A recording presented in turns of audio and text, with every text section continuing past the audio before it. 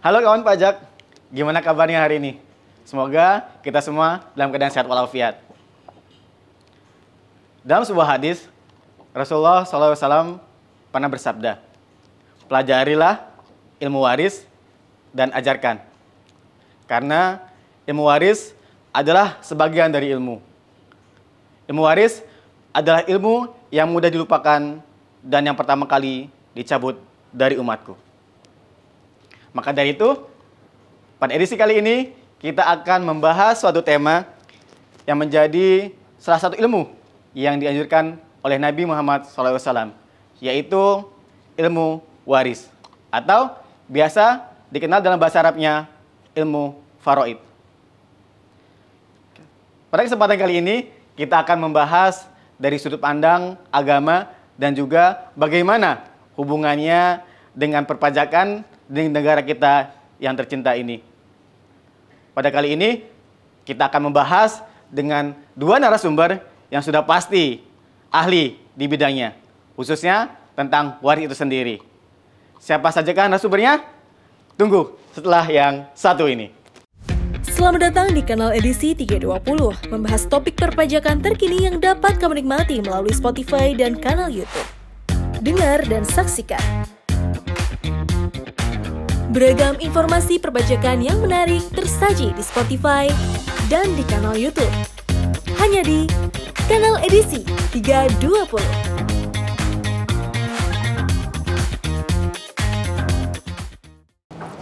Selamat datang kembali di kanal edisi 320. Telah hadir dengan kita dua narasumber hebat yang pastinya tadi setelah saya sampaikan sangat ahli di bidangnya.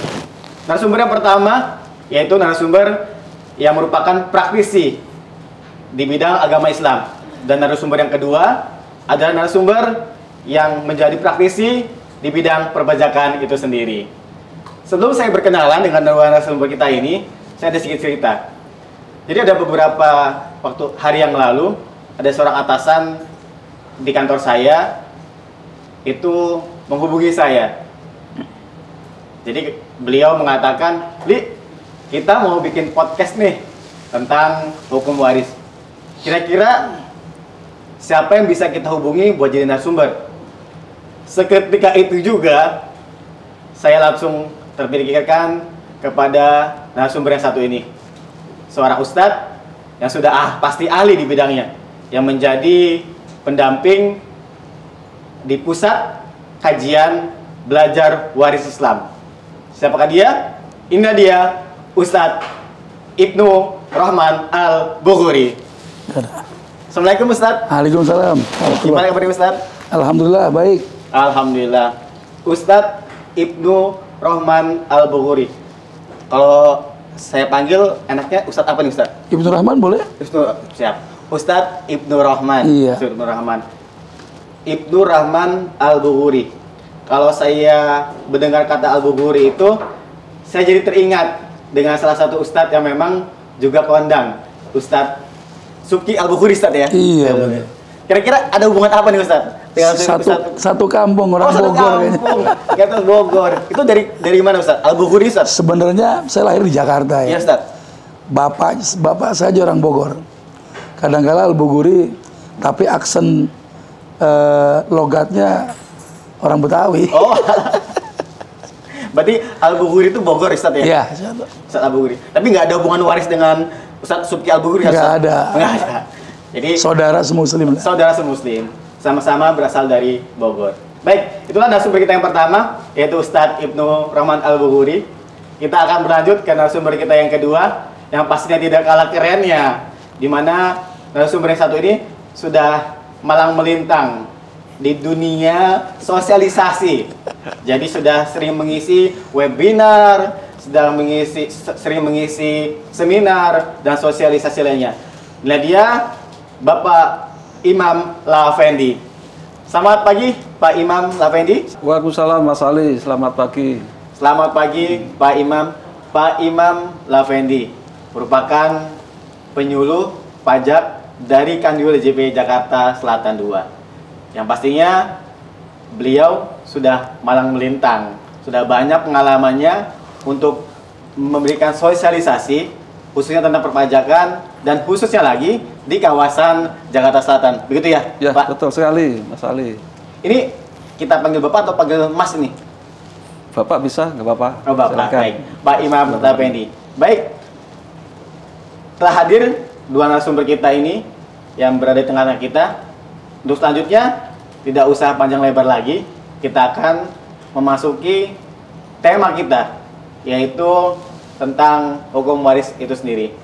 Kalau berbicara tentang waris, yang ada di pikiran saya itu adalah ketika ada seorang yang meninggal dunia, itu akan menjadi buah bibirnya itu adalah, wah, Pak Fulan baru meninggal tuh, kayaknya warisannya banyak nih. Wah, mungkin ada mobil Lamborghini, ada rumah di Pondok Indah dan sebagainya. Tapi sebenarnya waris atau warisan itu apa sih?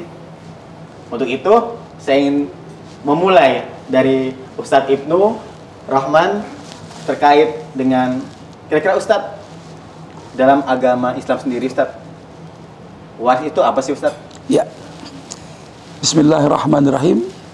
Assalamualaikum warahmatullahi wabarakatuh. Waalaikumsalam. Bang Ali, Bang Imam, saya panggil abang aja. Siap, Ustadz. Jadi kalau kita bicara tentang waris, ya, seorang itu yang punya harta, hartanya dari mana? Hartanya didapat dua, dari sumber daya sendiri, kemudian harta yang didapat akibat turunan. Misalnya turunan itu yang bagaimana? Terjadinya perpindahan kepemilikan. Misalnya Bang Ali dapat hadiah dari kantor, satu mobil hadiah pernikahan, ya, karena beliau ini masya Allah nih masih jomblo pemirsa. Jadi di pasar ya Ustadz ya? Iya.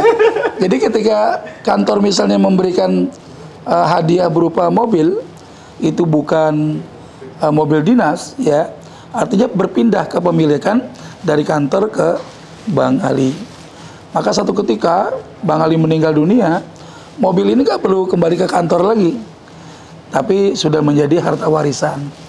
Yang kedua adanya wasiat, ya. Misalnya ada seorang yang dia bukan siapa-siapa, ya, bukan ahli waris, kemudian dapat harta lewat jalur wasiat, maka pindah kepemilikannya. Kalau dia sebagai penerima wasiat, kemudian dia meninggal dunia, hartanya warisan, ya. Kemudian ada turunan akibat waris. Ada misalnya seorang istri, anak daripada seorang ayah, gitu ya. Ayahnya meninggal, punya harta, hartanya jatuh kepada anaknya, si istri ini. Ketika si istri ini kemudian meninggal dunia, suami bisa mendapatkan harta warisan itu, walaupun sumbernya dari harta mertua si suami atau orang tua dari istri ini. Kemudian yang keempat dari adanya jual beli. Ya, Bang Ali misalnya hobi burung nggak kira-kira? Kalau hobi burung ke pasar pramuka, ya. Yang punya duit beli burung dapat burung, Ya. yang punya burung dapat duit, berpindah Iya, kepemilikan. Nah, harta warisan itu didapat yang pertama sumber daya sendiri, yang kedua adalah akibat turunan. Nah, orangnya harus meninggal dulu. Kalau dia meninggal dunia, maka harta itu otomatis jadi harta warisan, gitu ya. Karena ketika seorang meninggal dunia, dia bukan sebagai pemilik lagi, pemilik harta. Iya, Ustadz. Ada harta yang dianggap tidak bertuan. Dalam Islam ini bahaya. Harta yang, contoh tanah, ya, Ya. tanah yang udah punya surat saja Benar, Ustadz. masih bisa dirampas. Benar. Apalagi harta yang gak ada tuannya. Benar. Maka Allah turunkan syariatnya, bagaimana seorang ketika meninggal dunia ada ahli warisnya, maka ahli waris ini mendapatkan porsi warisan dari siapa? Dari Allah Subhanahu wa ta'ala. Supaya apa? Menjaga kemaslahatan terhadap harta itu. Karena sesegera mungkin harta yang tak bertuan tadi akibat waris tadi harus diketahui siapa pemiliknya.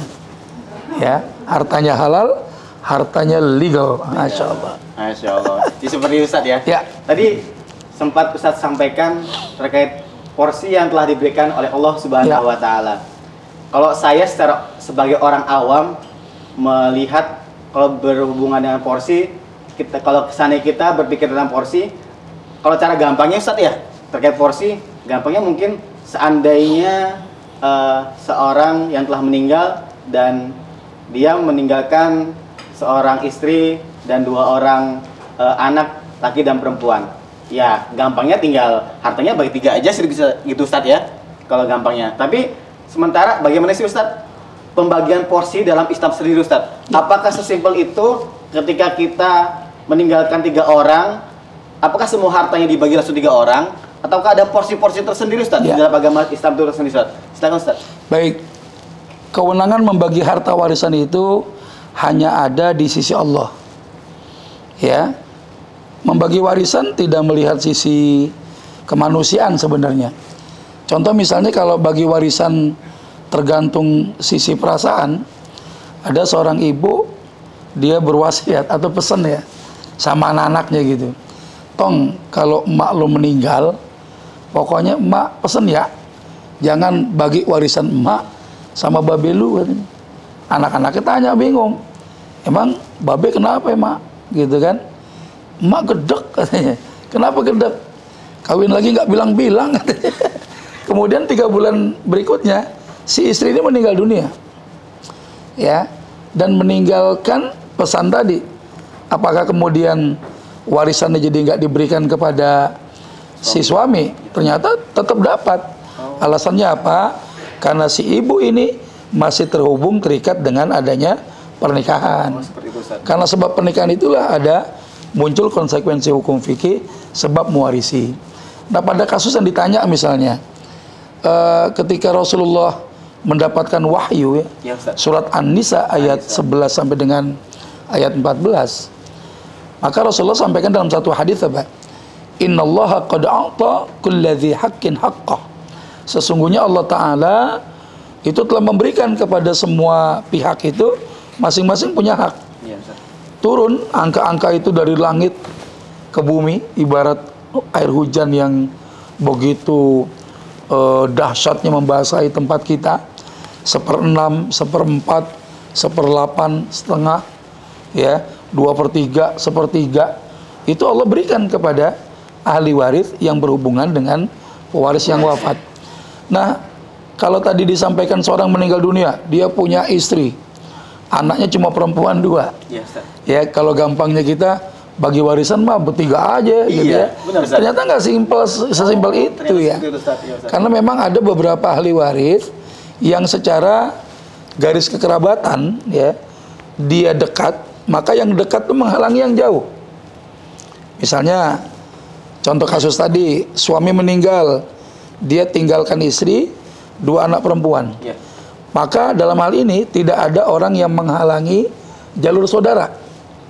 Saudaranya siapa? Saudaranya almarhum suaminya. Ya, maka warisan ini dibagi kepada siapa? Istrinya 1/8. Karena alasannya suami punya anak. Ya. Kemudian 2 anak perempuan dapat 2/3 bagian. Nah, masih ada sisa nih. Cara menghitung waris gampang nih. Pendekatannya cukup dengan matematika kelas 4 SD. Menyamakan penyebut. Wah, masih ingat ya? Siap. Orang pajak mah jago-jago, Bang. Ada pembilang, ada penyebut Ustaz ya. Bang Imam enggak jago-jago ya. Jadi ada pembilang, ada penyebut. Benar. Kita samakan penyebutnya dulu. Antara misalnya tadi kan istri 1/8. Iya. Kemudian ada anak perempuan 2/3 bagian. Karena jumlahnya 2 atau lebih ya. Iya. Nah, 8 dan 3 cari bilangan yang bisa dibagi keduanya berapa? Sahamnya berapa? 24. Benar, Istri dapat 3/24, anak perempuan dapat 16/24. Ini disebut dengan ashabul furud. Orang-orang yang telah Allah tetapkan bagiannya dalam Al-Quran. Tadi 1/8 jelas, 2/3 iya gitu ya. Nah, karena hartanya 24 sahamnya, baru diberikan kepada ashabul furud baru 3 tambah 16, 19. Berarti kan ada sisa tuh. Sisanya berapa tuh? 5/24. 5/24 ini baru untuk saudaranya si mayit. Ada saudara laki, perempuan sekandung. Ya, cara baginya bagaimana? Dia dikiaskan bagian lidzakari mithlu haudzil unthayain. Satu laki-laki jatahnya 2 kali bagian perempuan. Jadi nggak simpel itu. Makanya Masya Allah ya, ketika tadi antum sampaikan bahwa ilmu ini bakal dicabut, Iya, Ustaz. dilupakan orang, karena beranggapan memang waris ini tabu ya.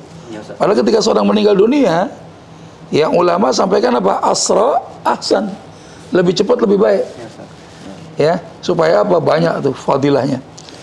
Misalnya si mayit punya harta, hartanya jadi warisan. Iya. Ketika dia dibagi sebagai harta warisan, si mayit sudah tidak akan lagi dihisap oleh Allah karena hartanya itu. Kecuali ada harta haram ya, harta haram yang termakan oleh ahli warisnya. Iya. Jadi kita ini sebagai calon camat ya, calon mati, Ustaz.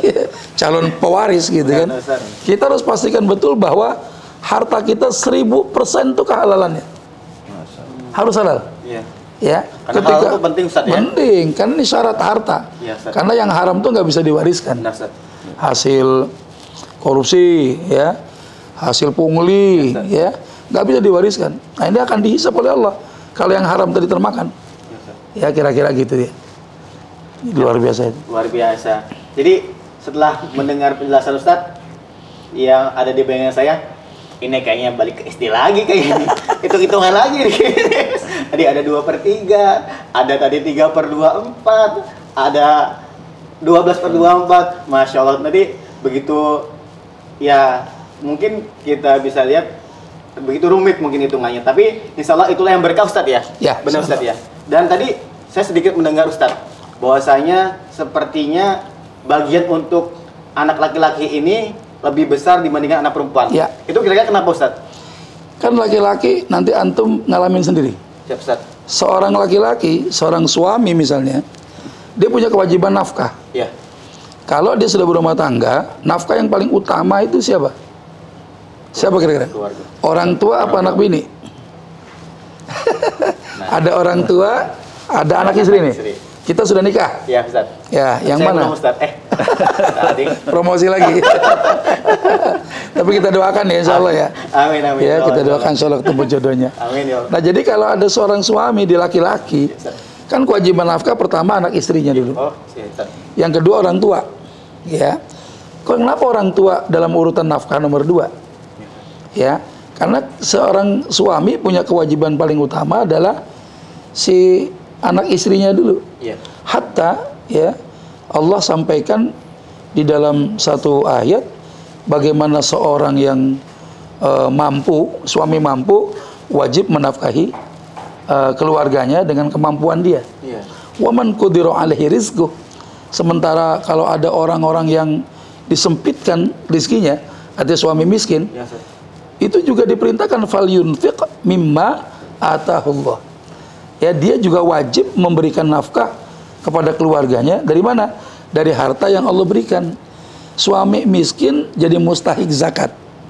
Dia dapat harta zakat. Dari zakat Iya. itu dia wajib menafkahi anak istrinya. Nah, orang tua ada syarat. Orang tua yang wajib kita nafkahi adalah orang tua yang tak lagi punya penghasilan. Oh, seperti itu. Mungkin orang tua antum udah lama pensiun, tapi kontrakannya 100 pintu. Amin, amin, amin. Ya, maka kita sebagai anak nggak wajib memberikan nafkah, tapi bakti kita kepada orang tua nomor satu. Ustadz. Ya, jadi jangan, kita sebagai orang tua jangan menilai anak yang banyak ngasih duit itu yang kita sayang ya. Padahal nafkah itu bagian dari kebaktian lah. Ada anak-anak yang memang dia nggak mampu secara nafkah, ya, tapi masih berbakti sama orang tua. Kadang-kala saya kalau ngelihat tuh gini, suka ada arisan keluarga deh. Iya, Ustadz. Yang susah biasanya datang duluan. Bener nggak tuh? Yang keluarga susah, Iya. datang duluan, bantu emaknya, ya. Nanti pulangnya belakangan. Ya, Keluarga anak juga. yang kaya datangnya belakangan, pulang duluan. Ya, udah datang belakangan, nggak bantu-bantu di rumah orang tua. Pas pulang ngabisin isi kulkas, gitu ya. Pulangnya duluan, kasihan. Jadi yang tidak mampu ini masih tetap dia berbakti pada orang tuanya. Nah, jadi kenapa kok bagian laki-laki jadi lebih banyak? Salah satunya itu. Yang kedua mahar kan. Suami ketika menikah seorang wanita ada kewajiban membayar mahar. Iya. Antum hati-hati itu. Mahar itu boleh nggak ngutang? Hutang boleh nggak? Misalnya nih, Antum di meja akad nikah nih. Waduh. Saya terima nikahnya Fulana binti Fulan dengan mas kawin 1 kilogram emas mutang. Sah nggak itu kira-kira? Sah ya. Sah. Tapi hati-hati, malam pertamanya antum bayar dulu tuh mahar. Oh, seperti itu Ustaz. Ya kalau dia nolak, abang mau ngapain saya? Kan malam pertama neng, Iya. gitu kan? Bayar dulu bang. Antum nggak bayar, dia nolak, bukan isi durhaka. Ya tidak termasuk isi durhaka. Iya. Kenapa? Karena belum dipenuhi maharnya. Nah jadi karena kewajiban mahar, kewajiban nafkah, wajar dong laki-laki lebih banyak.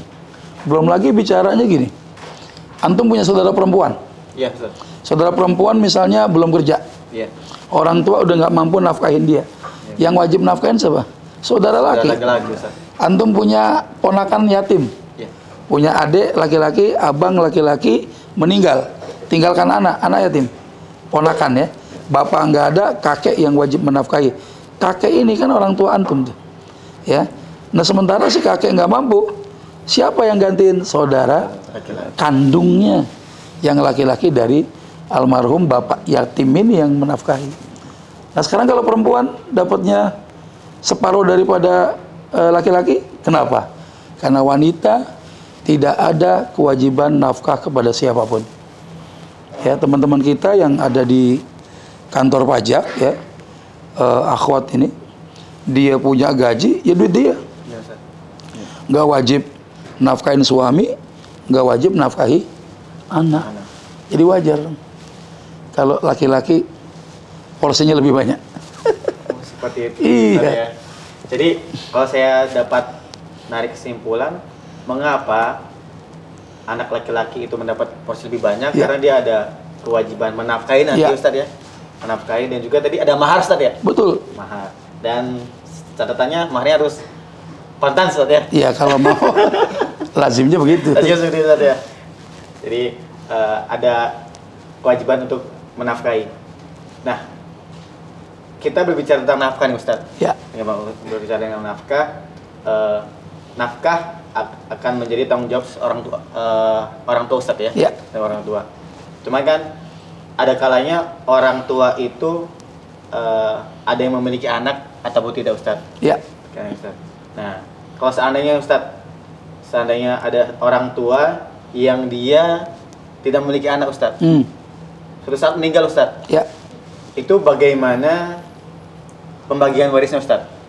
Ya. Siapa saja yang menerima apabila dia tidak memiliki anak, Ustaz? Ya. Jadi yang namanya warisan itu wajib pada saat rukun dan syaratnya terpenuhi. Apa rukunnya? Pertama al-muwarris, ada pewaris. Ada al-waris, ada ahli warisnya. Yang ketiga al-maurus, ada hartanya. Ini kalau tiga ini lengkap, rukunnya terpenuhi, wajib. Syaratnya bagaimana? Yang punya harta kudu meninggal dulu. Ahli warisnya masih hidup. Iya. Dan tidak ada penghalang yang bisa menghalangi ahli waris tadi.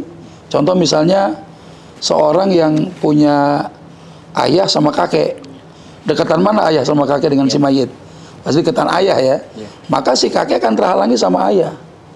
Ayah mendapatkan waris daripada anaknya meninggal dunia. Nah sekarang ketika seorang meninggal dunia, tadi antum sampaikan ada Pak Sutri, nggak punya anak, Iya. pernikahannya sudah berjalan lama, nggak punya keturunan. Iya, Ustaz. Nah yang jadi masalah yang meninggal siapa dulu nih? Istri atau suami? Iya, Ya. iya, Ustaz. Nah, misalnya suaminya meninggal atau istri meninggal. Istri meninggal, pastikan bahwa istri punya harta. Iya, Ustaz. Kalau hartanya istri sudah ada, yang jadi ahli waris siapa? Kita lihat ada 5 status kekerabatan yang pasti dapat warisan. Dia tidak dihalangi orang lain, bahkan bisa menghalangi orang lain. Iya. Siapa diantaranya? Anak laki, anak perempuan. Oh berarti tadi nggak ada ya. Iya. Kemudian ayah dan ibunya. Iya. Ya. Yang kelima ini status pernikahan. Ya. Suami kalau yang meninggal istri, istri kalau yang meninggal suami. Nah 5 status ini udah pasti dapat warisan. Nah sekarang istri meninggal dunia, orang tuanya masih ada nggak? Biasanya kan begitu ya. Iya. Tapi kalau saya ditanya begini kan cukup infonya ya sebatas itu. Iya, Ustaz. Kalau ada suami istri punya harta, nggak punya anak, meninggal dunia, siapa ahli warisnya? Iya. Berarti yang antum harus cek adalah 5 status ini. Istri meninggal, suaminya masih hidup. Suami ketika mendapati istri meninggal dunia pada saat suami nggak punya anak, istri itu dapat suami gimana tadi? Istri yang meninggal, ya, kemudian punya suami masih hidup, istri nggak punya anak, suami dapat setengah bagian. Setengah bagian, Ustaz, ya. Ya, di surat An-Nisa 12 tuh. Walakum nisfu ma taraka azwajukum illam yakul lahunna walad. Ya.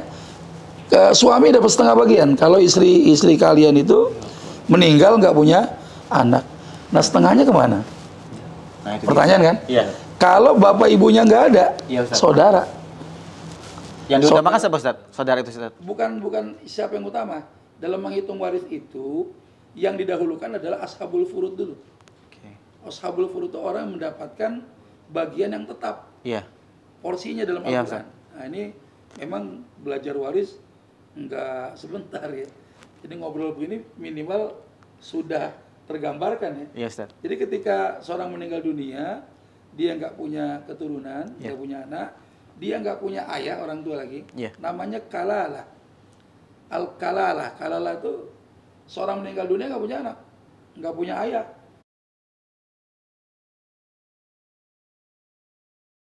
Dapat setengah bagian.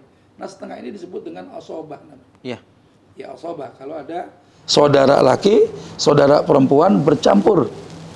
Ya, artinya saudaranya nggak cuma perempuan doang, ada laki-lakinya. Ya, nah, seperti itu cara menghitungnya.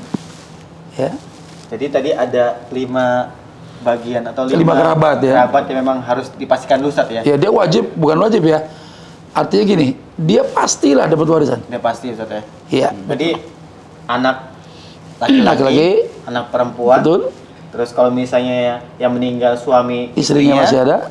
Kalau meninggal yang istrinya yang dapat adalah suaminya dan juga orang tua, ayah dan ibu si mayit ya. Si mayit.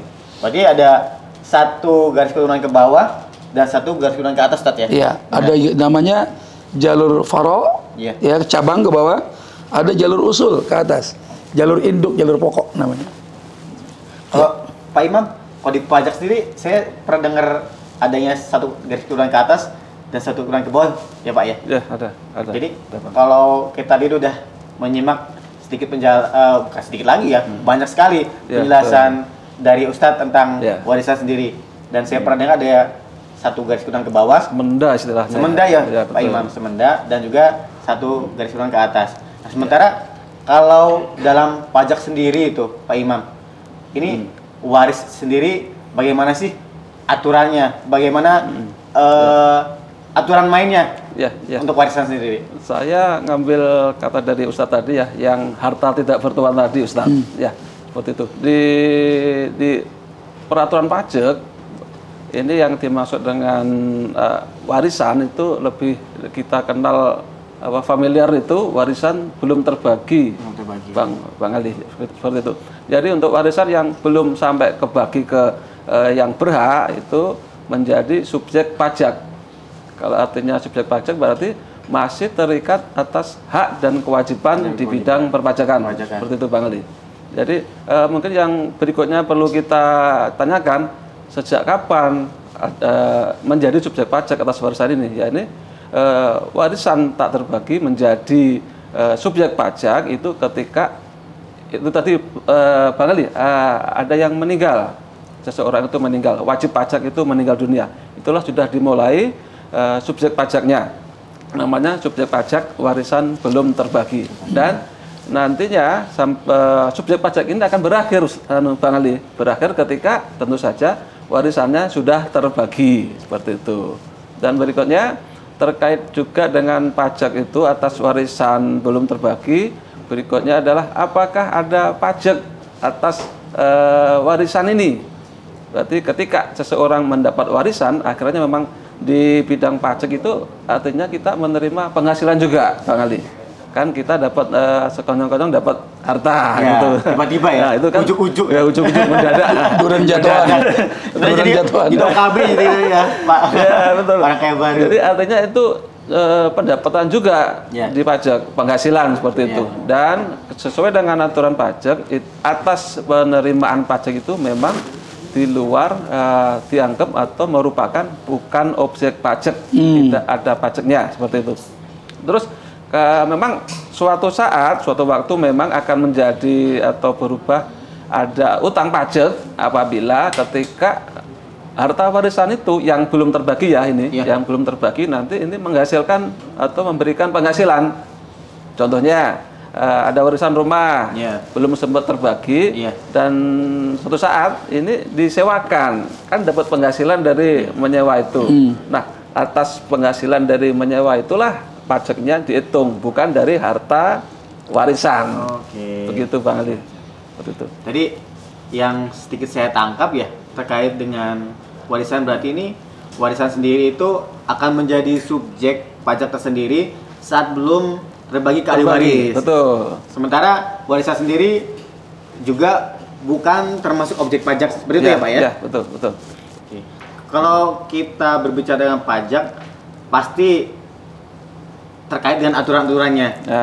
Kira-kira aturan apa saja sih yang ada kaitannya dengan warisan itu sendiri, Pak? Ya, tadi sudah disinggung masalah warisan yang belum terbagi sebagai atau dianggap sebagai subjek pajak tersendiri. Karena apa? Karena yang memiliki warisan itu sudah meninggal, akhirnya kan berpindah, cuma tergantikan oleh warisan yang belum terbagi. Lalu ketika sudah yang memiliki sudah meninggal, siapa yang ngurusi? Nah, seperti itu. Berikutnya memang ada di Undang-Undang Pajak Penghasilan, Bang Ali, itu ditentukan memang bisa diwakilkan atau memang diwakilkan oleh siapa? Oleh ahli waris, salah seorang ahli warisnya, atau bisa pelaksana wasiat istilahnya, atau salah seorang yang mengurusi harta peninggalan, seperti itu. Jadi tidak mengurangi hak dan kewajiban perpajakan. Kalau kita bicara tentang kewajiban, ada kewajiban setor pajak dan kewajiban pelaporan harta, pelaporan pajak seperti itu.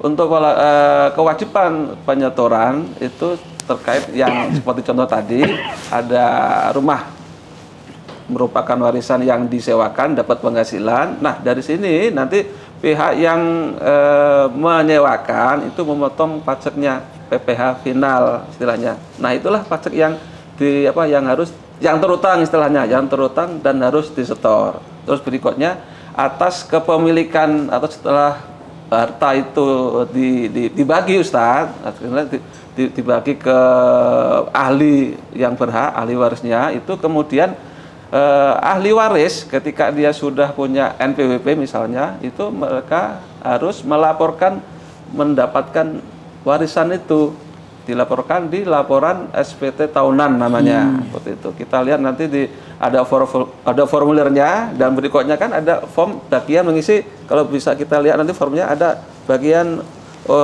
bukan objek pajak, poinnya warisan. Jadi maksudnya warisan itu masuk kategori bukan objek pajak, cukup dilaporkan saja, dan tata cara pelaporannya cukup ya, warisan itu berapa nilainya yang diterima, itu dimasukkan saja di situ. Itu namanya kewajiban pelaporan, seperti itu. Kewajiban pelaporan. Tadi berarti intinya suatu harta yang akan diwariskan itu akan menjadi objek pajak ketika harta itu menghasilkan. Betul. Tadi contohnya kayak tadi rumah ya. Rumah, ketika rumah itu disewakan itu terhutang pajak berarti. Pak. Berarti objek pajak atas penghasilan dia menerima penghasilan sewa itu. Seperti itu. Jadi terhutang pajak dari sewa rumah dan itu wajib disetorkan. Sementara tadi yang saya tangkap terkait dengan harta warisan sudah dibagi, itu wajib dilaporkan di SPT tahunan. Itu yang tahun pajak itu untuk orang pribadi. Kalau untuk orang pribadi yang pekerja bebas itu biasanya di formulir 1770 tanpa S. Itu ada warisan itu ada di lampiran 3. Lampiran 3. Bisa, ya di situ. Terus untuk yang biasa melaporkan dengan formulir 1770S untuk selain pekerja bebas itu ada di lampiran 1. Lampiran 1. Cukup mengisi di form bukan objek pajak warisan. Bukan objek pajak warisan. Dan itu perlu kita statement nggak nanti di rincian aset kita atau rincian harta kita. Seandainya memang yang kita terima misalnya ada sebuah rumah misalnya. Ya, untuk kelengkapan, untuk lebih jelas, untuk lebih lengkap lagi, boleh silakan. Sebenarnya warisan itu masuk ke form yang bukan objek pajak itu sudah cukup sebenarnya. Itu untuk mengidentifikasi bahwa ini berasal dari warisan seperti itu. Terus berikutnya dimasukkan lagi ke bagian aset, form aset itu juga di situ. Nanti ada form keterangan, kolom keterangan di sebelah kanan bisa ditambah keterangan warisan. Seperti itu. Seperti itu Bang Ali. Jadi seperti itu kawan pajak, ketika kita nanti dapat harta waris, kita bisa mengisi di kolom harta. Jadi kalau seandainya ada kolom harta, jangan diisi keluarga ya, karena mentang-mentang kayak soundtracknya keluarga Cemara. Jadi harta yang paling berharga diisi adalah keluarga. Jadi tidak seperti itu. Jadi tetap diisi dengan harta yang memang kita dapatkan dari waris itu sendiri ya, Pak. Betul, baik. Kalau kita dengar tadi benar-benar ya, ternyata waris itu benar-benar bisa dibilang gampang-gampang susah Ustadz ya, dan Pak Imam ya. Betul, jadi aturannya itu jelas sebenarnya Ustadz dan juga Pak Imam. Tetapi terkadang kita secara pelaksanaannya di lapangannya kita akan menemukan kasus-kasus yang berbeda. Kayak misalnya tadi anak yang mendapatkan waris dari orang tua dan kebetulan orang tua itu memiliki anak. Ada juga yang orang tua tidak memiliki anak. Dan juga seandainya dia nih Ustadz, saya kembali ke Ustadz, seandainya orang tua itu tidak memiliki anak dan mengangkat seorang anak Ustadz, kira-kira itu bagaimana pembagiannya Ustadz dalam agama sendiri Ustadz? Baik ya, hukum mengadopsi anak itu haram. Di mana letak keharamannya? Pada saat bapak angkatnya menisbahkan nama binnya kepada anak angkat ini, padahal dia bukan bapak kandungnya. Dan ini pernah terjadi di masa Rasulullah ya, ketika beliau mengangkat Zaid bin Harith ya, saking sayangnya Nabi, Zaid itu diberikan nisbah nama Muhammad, Zaid bin Muhammad. Itu peristiwanya beliau belum diangkat jadi Nabi dan Rasul. Ketika kemudian Zaid menikahi seorang wanita yang namanya Zainab Al-Jahash. Ini kan wanita dari kalangan bangsawan ya. Jadi ternyata di pertengahan rumah tangganya sempat ya nggak sukses lah ya, bercerai. Ketika bercerai Zaid dengan Zainab, justru Rasulullah diperintahkan Allah untuk menikahi mantan istri dari anak angkatnya. Kan orang heboh ya, masa mertua menantu bisa nikah, karena orang tahunya ya Zaid itu anaknya Rasulullah. Sehingga turunlah ayat ya. Jadi kalau ada orang anak yatim misalnya kita angkat nih sebagai anak gitu, ya tetaplah disebut siapa binnya, siapa bapaknya. Ini lebih berhak. Karena nasab ini nikmat dari Allah. Ya, kita akan disebut nama-nama nasab kita sampai hari kiamat, nggak akan hilang, nggak ada bekasnya, gitu kan. Nah, kalau yang dimaksudkan bahwa mengadopsi anak adalah merawat, mendidik, menafkahinya, itu sunnatul azimah ya, sunnah yang agung dalam Islam, anjuran yang luar biasa. Tapi kita harus tahu bahwa anak angkat itu bukan ahli waris.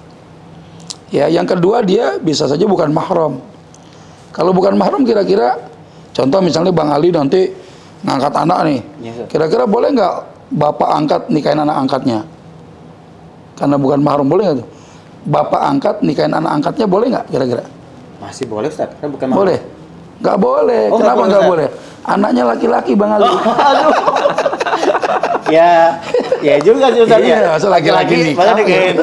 Jadi apa kata dunia? Adam dengan Hawa Ustaz ya. Jadi Adam bukan dengan Tona Ustaz ya. Benar. Jadi kalau anaknya perempuan ya ada bukan mahram. Benar. Nah, udah tidak ada sebab saling mewarisi ya. Maka si anak angkat ini nggak dapat warisan dari orang tua angkatnya, tapi bisa mendapatkan harta dari dua jalur. Dari hibah, dalam fikih ulama yang namanya orang menghibahkan harta tuh besarannya bebas. Nggak harus sepertiga, kecuali wasiat ya. Jadi boleh ngasih hibah, boleh dapat wasiat. Boleh deh. Jadi kalau antum nanya anak angkat berapa sih bagian warisnya, yang nggak ada waris, Iya. Tapi kalau orang tua angkatnya ngasih hibah, ngasih wasiat, maka sah itu berpindah kepemilikan dari orang tua angkat kepada anak angkatnya. Iya. Itu penting tuh. Penting, Ustaz. Ya, supaya kita bisa membedakan mana kerabat ahli waris kita, mana kerabat yang bukan ahli waris. Iya, Kadangkala anak angkat ini dari orang lain kan? Iya. Ya, dari bayi kita pelihara sehingga rasanya rasa kandung. Anak angkat rasa anak kandung. Kasih sayangnya nggak kurang gitu ya. Tapi tetap dia bukan anak kandung.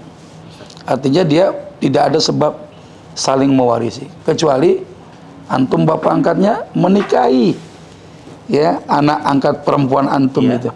Ya, terjadilah hubungan sebab mewarisi karena pernikahan. Karena orang-orang Arab jahiliyah dulu ya ayat tentang poligami ya. Jadi agak melenceng dikit ya. Ayat tentang poligami itu sebenarnya bukan poligami, bukan anjuran orang tuh harus menikah 2, 3 atau 4. Ini kan kaitannya ada anak yatim kaya. Anak yatim kaya punya harta, dia perempuan, diasuhlah sama orang-orang Arab itu. Bagaimana caranya biar harta dia nggak kemana-mana? Janganlah dinikahin sama orang lain.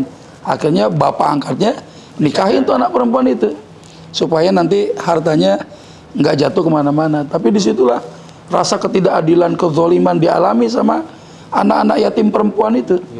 Ya, maharnya nggak diurusin, nafkahnya malah menggerogoti harta peninggalan si anak yatim ini. Nah, ini bahaya di situ. Ya, jadi penting itu kita harus tahu mana ada sebab saling mewarisi, mana yang memang dia bukan ahli waris, nggak ada sebabnya. Gitu kira-kira. Berarti waris sendiri ini begitu luas ya Ustaz, cakupannya Ustaz. Iya, karena dia kan setengah ilmu ya, setengah ilmu yang Allah turunkan. Benar. Jadi ketika kita bicara waris, larinya kemana-mana tuh. Iya Ustaz. Ya, pembahasannya kemana-mana. Cuma kan kita berharap dengan adanya obrolan kita hari ini, kita merubah cara pandang ya. Belajar waris itu mudah. Ya, orang tadi pakai matematika kelas 4 SD ya. Kelas 4 SD. Cuma memang yang sulit adalah nanti terjadi benturan. Bang Imam ya, yang beliau ahli di bidang pajak ya. Nah, sementara dalam Islam, harta warisan itu bukan objek zakat. Harta warisan itu, ketika seorang meninggal dunia, dia tinggalkan harta, itu bukan objek zakat. Karena hartanya masih massal.